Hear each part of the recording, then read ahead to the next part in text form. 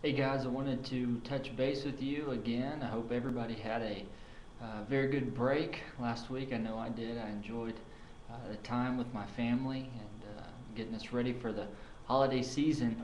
I wanted to remind you that again this week we're starting with week 6. So do the material in the course content under week 6. We're going to be looking at Old Testament law and poetry this week. Now, as you're thinking through sermons, I guess a couple of things I would tell you to think about when you're thinking about preaching in the Old Testament, and that is primarily that the Old Testament is not a story about lots of individual people.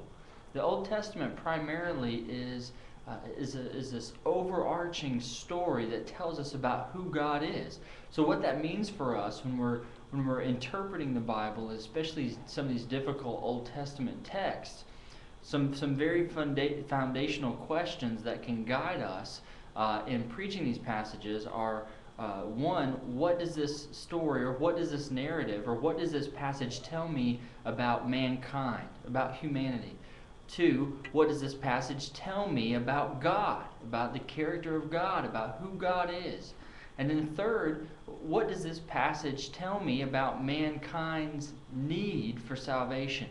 And what asking those questions can do is help you go from a text in the Old Testament, say like in the Judges or in the Law Code in Leviticus, and you ask these big questions and it can help you in your sermon make a very clear connection to the gospel. So we don't want to just preach from Judges and never figure out, okay, what in the world does this have to do with Jesus? And so asking some of those big theological questions, what does this tell me about mankind? What does this tell me about God? And what does this tell me about man's need for redemption? Can really help bridge that gap.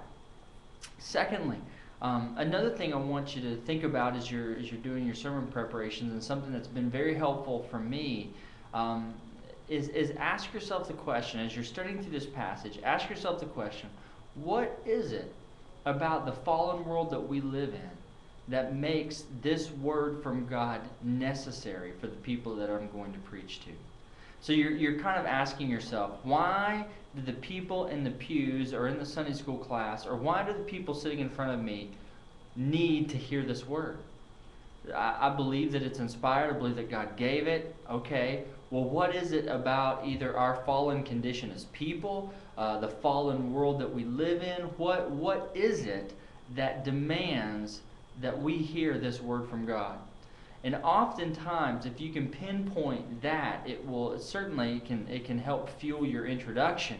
It can help you present those opening words of your sermon to people in a way that says, hey, this is the reality of the world that we live in, and this is what God's word has to say to that, which can certainly make our introductions more compelling, but I think it also can set us looking toward, okay, this is the fallen world that we live in. How does God's word redemptively apply to that? So these are kind of just some preaching points. I mean, I know this is going a little bit beyond what the textbooks are saying, but you guys are doing a lot of sermons. You're writing a lot of sermons, and I do hope that you get a chance to preach them or to teach through them at church.